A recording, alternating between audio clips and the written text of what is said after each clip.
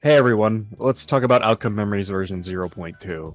It's been roughly 3 or 4-ish weeks since the version 0.2 update, and I just don't think people are being very normal about it. Like, I'm actually kind of annoyed at the sheer amount of negativity in the community right now, and the overwhelming lack of nuance about the state of the game. I'm all for open discussions, and I'm all for fair and valid criticisms, but I think a lot of people are letting their anger take control and simply just trying to tear this game down, whether they realize it or not. The community is scrawling a self-fulfilling prophecy right now, when the development team simply just doesn't deserve how harsh, emotional, and outright unfair the way people have been acting towards both their balancing decisions, as well as all the other stuff surrounding the game. So, let's talk about it.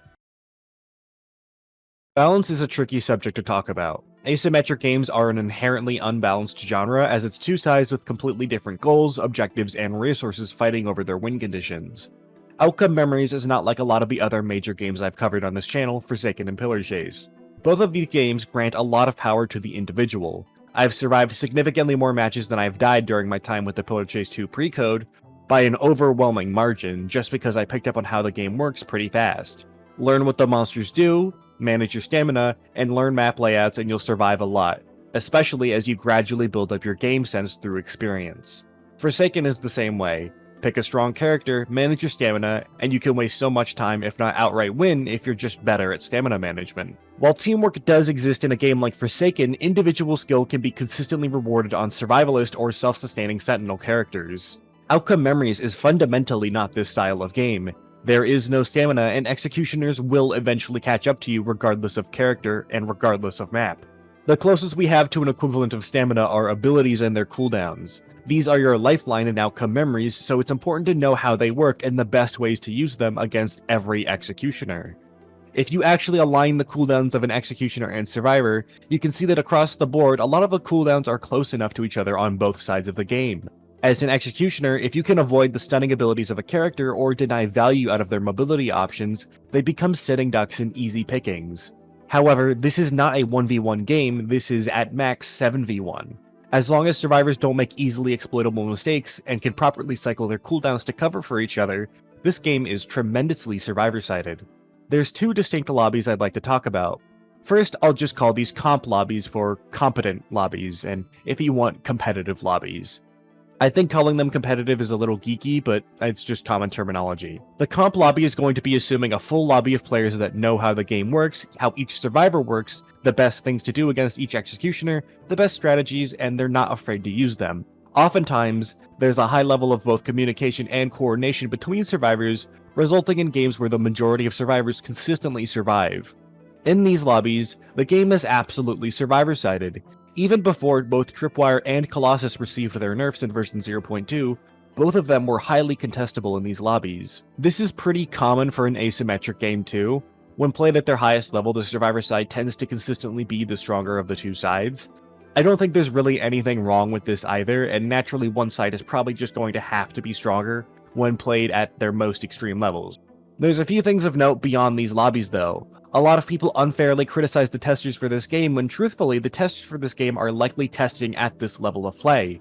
Everyone knows what they're doing, everyone is decent enough at the game, and has an understanding of map layouts and executioner abilities, and how they relate to their own selected character. To say the testers are stupid or something is the actual opposite of the situation, because as the content creators I played with and as I learned the game, we found that every executioner, even with their pre-nerf states, tended to be perfectly reasonable to play against once we learned the counterplay. While we all still had personal biases and annoyances with some of their gameplay designs or specific balancing details, especially with Tripwire, even she was manageable in these lobbies. Then we get to the other side of our discussion, which is the public lobbies. These are lobbies that typically involve a lot more casual players with a variety of skill levels, and not too many people actively communicating or working together. Some players may be really good and actually cover for each other, other players may be really bad.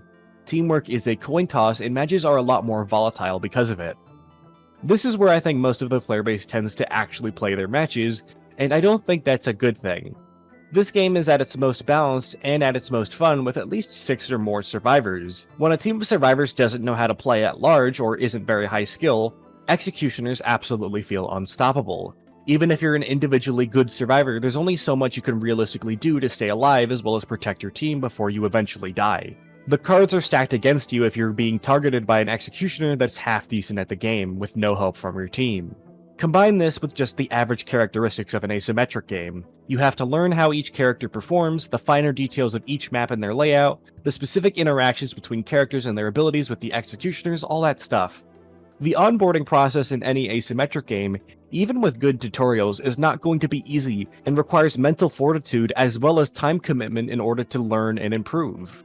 To put it bluntly, these games are not party games or turn your brain off games. The asym game is a lot closer to the traditional 2D fighter than it is any sort of casual multiplayer party game. If you do not want to sit down, learn the mechanics, kits, and maps of an asymmetric game, I simply don't think this genre is for you, and that's absolutely going to gate you out of enjoying this game as much as you could otherwise. And personally, I really would prefer if these developers just ignore criticisms from people that are trying to engage with this game as a turn your brain off game or something that's very casual. When I play these games, I want them to engage me and make me have to think and strategize and use my brain. I find that fun personally. That's why I like the Executioner gameplay personally, because it isn't easy. Outcome Memories is probably the most team-based game of all the most popular Roblox asym games at the moment, and I think a lot of people just don't grasp that, and I think if they have, they likely don't have the means of experiencing the game as it was intended. It's completely fair to not like this if you understand the game and have played at this level and just know how the game works, right? It's another thing to fundamentally misunderstand what this game is going for, and I think a lot of people unfortunately fall into the latter category. It's hard to provide good and constructive criticism when you don't understand how something works at all levels of play. This is where we get to the nerfs of the two new executioners, especially Colossus. Colossus, even when he was capable of bursting into Survivor down from full HP in an instant, was actually a pretty fine executioner to play against in these comp lobbies. However, lower skill lobbies naturally favor the executioner, and when your executioner is that explosively powerful, it starts to make sense why they would nerf him. There's some public lobbies I'll play in that make Colossus feel even stronger than he was pre-nerf. That's how bad some of the players in this game are at it. This is the key detail of balancing in Outcome Memories and really just any asymmetric game. You need to strike a balance where they're not too broken in a public lobby but can still keep up in these comp lobbies, and that's because this game's Survivor gameplay is so team-oriented. In comp lobbies prior to his nerf, Colossus failed to lobby wipe more than he succeeded, I would say. However, there was a sense that there were absolutely things Colossus could have done better, and he could have learned them for next time. That feeling has been significantly reduced ever since the nerfs to his charge. The move now struggles to help Colossus secure kills, and funnily enough has the potential to outright heal survivors. The charge is meant to be the strongest part of Colossus's kit, and I just don't think it is anymore. To make matters worse, Colossus is simply a character who feels a lot stronger than he actually is. His most defining move is a charge that picks you up, carries you, and slams you into a wall brutally. He's got a grab and a block. He's physically the most imposing executioner on the roster, and has the loudest, deepest sound design. His entire game plan is to use his tools to get in close, and then hit you extremely hard. Even though a lot of us who are experienced at the game know he's in contention for the weakest of the three executioners at the moment, he certainly doesn't feel like it from an aesthetic point of view, which has absolutely affected people's perception of him. The guy who does a ton of damage that throws you around like a ragdoll isn't going to feel weak to an inexperienced player. Tripwire is a completely different beast, and it's a good example as to why I'm so biased against trapper designs for killers in asymmetric horror games. It doesn't matter how much she gets rebalanced, people are always going to hate going against her with her current lineup of moves. She's got three major issues. First, Reach Out and Brighter Days are generally guaranteed damage in most situations. Second, Reach Out specifically is just wildly inconsistent and unpredictable, and it's an unfun move to get hit by as a survivor, and interacts generally pretty bad with their abilities. Finally, and probably most glaringly to a lot of people, Trip Mines. Trip Mines in their current state enable Tripwire to have extremely unfun strategies that simply revolve around camping specific areas, downed survivors, or exit rings. Tripwire is an unfun character to play against for all these reasons. And guess what? She just punishes lobbies the hardest for not outright counterpicking her with survivor choices or proactively shutting down her gimmicks in actual gameplay. If you know what survivors to pick against her and understand that Tripwire is the character that requires the most proactive counterplay in the game, she's really not that bad to go against. Unless she's able to completely cover the route to the exit ring that most characters are forced to take in Trip Mines. And then some survivors literally just have to accept they're dead now. Tripwire's big problem is that she's a character limited by how mean a player is willing to be, as well as how lame. The lamer you are, the stronger Tripwire is. Even then, she's still capable of being countered in those situations and will still struggle in your average comp lobby. If I had to focus on one thing I think is the most problematic part of her kit, It'd be extremely hard to choose between her mines and her glide. I don't mind that Tripwire is able to get guaranteed damage through certain moves, and I think with how low the damage is, it creates an interesting dynamic. It's just that her mines are way too unfair when used in particular ways, and Glide allows her to stay too harshly on top of people. Of course, those are just my opinions. The overall point of this section is to just highlight that balancing this game isn't actually as simple as it might sound. Even though I thought Colossus was pretty alright as he was pre-nerf, I understand why he was nerfed, and he's my favorite executioner to play. I think they just hit him a tad too hard without giving him enough elsewhere, even after the little buffs he's received since. While this game is ultimately survivor-sided when a lobby is largely competent, it doesn't feel that way in public lobbies a lot of the time for the average player. I would hate to see survivors get nerfed too much because of this, or executioners too buffed either. People doom post about people having executioner chance off in the lobby, but I think executioner in this game just simply isn't as universally appealing as something as Monster and Pillar Chase 2. I think even if executioners weren't nerfed as heavily or at all, people would still probably be turning it off by now with the way this game works. I personally do enjoy Executioner because it isn't as easy as other games. I like this game as asking a lot of me as an Executioner player in order to lobby wipe. It makes the game and my victories feel more satisfying when they do happen. However, I do think that the version 0.2 Executioners were nerfed a little too hard too soon, especially in the case of Colossus. He's a character that feels like he just needs a teensy bit more. So how can they remedy the game's balance? I have a lot of suggestions, actually. First, two major ones. Stop with the shadow balance changes and explain your balance changes. This game is starting to have a serious problem. A problem I think is much more dangerous yet subtle. Someone keeps shadow balancing this game. The last Tripwire change that was publicly documented in the Discord server was this. Here's what the cooldown is a few weeks later. Notice anything different? Someone changed her cooldowns without publicly documenting it for the player base to see. She's not the only one. Sonic's damage reduction in Last Man Standing has been touched seemingly several times after it was announced weeks ago he'd be gaining damage resistance during Last Man Standing.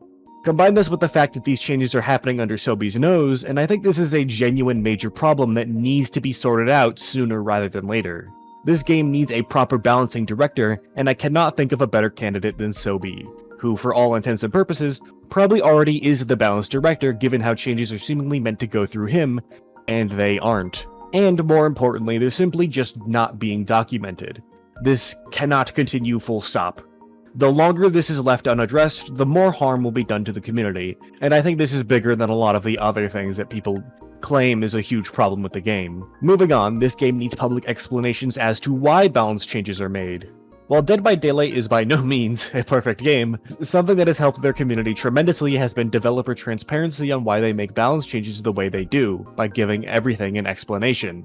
This game, as well as really every asymmetric Roblox game, should really start doing this. Writing out your balance changes, as well as trying to explain them or justify them, is a good way to determine what these changes are actually meant to accomplish, and how they sound before they're even implemented in the first place. It'll hopefully make it so the changes you do make are even more intentional, and ideally educated and thought through. You're also giving the community insight into your intention behind the design of the game itself, which allows your community to come to more educated and nuanced conclusions about these things to give you even better feedback. Beyond that, I think there's a lot of things this game can do. A reworking of the ranking system would help minimize player frustrations after they die, which will hopefully minimize players ranting about the balance of the game after dying too many times, and the game constantly calling them a failure. This might sound like a joke, but it isn't. You don't want to make your players feel bad or unrewarded for trying hard in a match but ultimately dying in the game where dying is pretty easy. Secondly, a server browser or some sort of advanced matchmaking. There's so many times I'll see people complain about outcome memories and post a clip, and they're playing in a lobby with 3 people. That's naturally going to create some issues, and it really just isn't what the game is designed around. By having an in-game server browser or some way to easily matchmake, you're giving players more control over their experience and the fun they can have playing your game. I'm not sure how a matchmaking system could or would work. I just wouldn't want to get rid of the current lobby system either, where you can just sit there and wait for a match to start. Maybe it's just there to help you locate good servers, who knows. And of course, assuming Starved and Furnace are going to remain as a Double Trouble-oriented killer, it's going to be significantly more important to raise how full each and every server is. Having to deal with 2 different killers in a lobby that has 4 survivors is going to be very, very difficult. In the future, I might have a more unfiltered opinion video about balancing in this game, but a large part of this video was just putting it out there that there are some pretty clear reasons as to why the developers made the changes they did to these executioners, and more specifically, the backlash to some of these things is a little ridiculous at this point.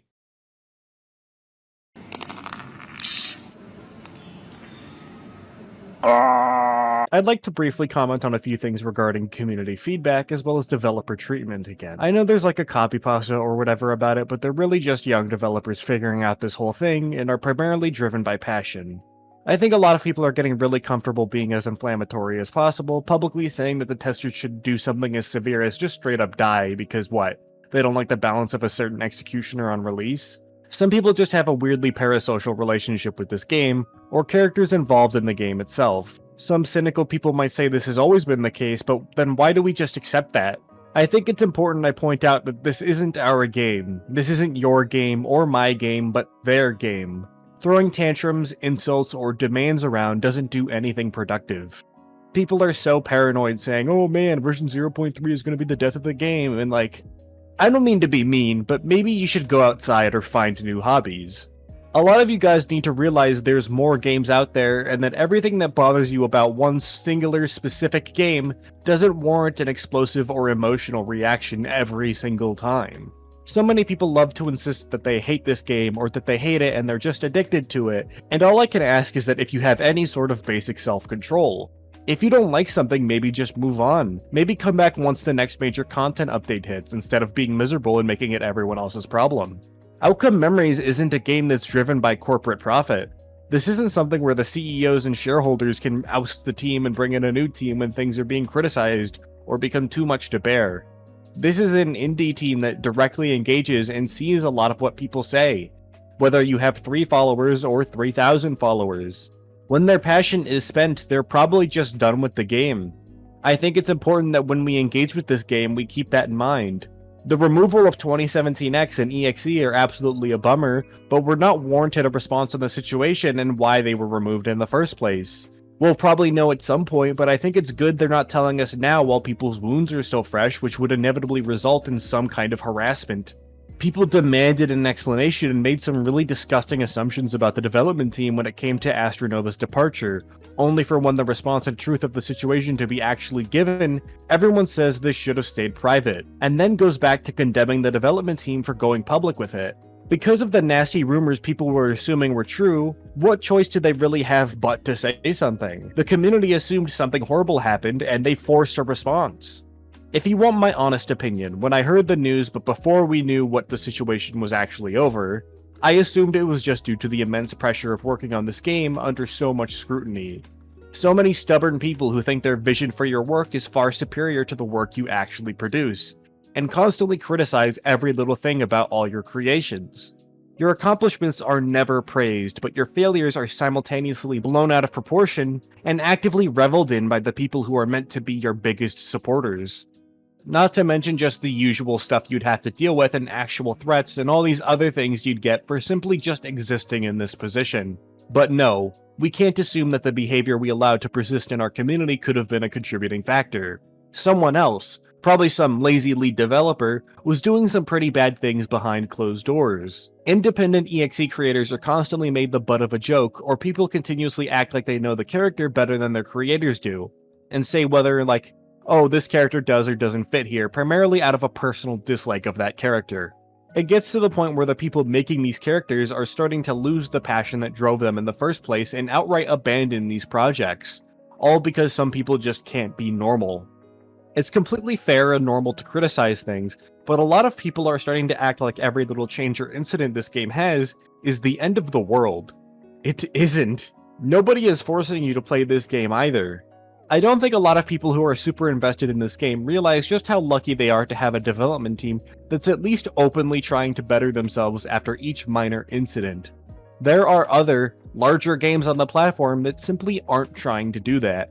We aren't owed anything when it comes to this game. We are not owed anything by Sobi, by Bonely, by anyone on the team, whether it be for a drop of content or answers about their personal lives or interactions.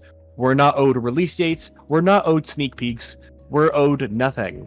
This isn't me condemning the criticism of the game or saying we should just be grateful for everything and never be critical. I have a lot of my own criticisms of this game, and there's a lot of more openly critical people I tend to agree with. But rather, a lot of the people in this community, both big and small, are just getting way too comfortable with being a lot more rude, crueler, and more demanding, and they're exceeding the levels I'm used to seeing. People don't say this authentically enough, so let me say it. Outcome Memories is a fun game that I personally enjoy, unironically. This game has significantly sparked my interest in Sonic.exe content, and is one of the big things that's helped me rekindle my interest in the actual official series of Sonic as well.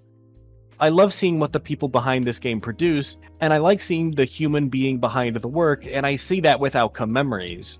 Of course, I have my issues with it, but I love the game and I want this game to prosper for a long time. That's why I get so bothered when people are so overwhelmingly harsh and just outright mean and demanding to the developers. A lot of people demand betterment from the developers or other major figures in the community, to be more professional, to be more transparent, all these other things, and I think a lot of people in this community need to start looking inward and asking themselves if they're also a part of the problem at this point, and if they themselves should take their own advice. Because I'll just say it outright, the increasingly normalized behaviors in this community absolutely are part of the problem. The shield of honesty is not a justifiable reason to be rude, unfair, or lash out emotionally at people. It never has been, and part of being a functioning adult is realizing that.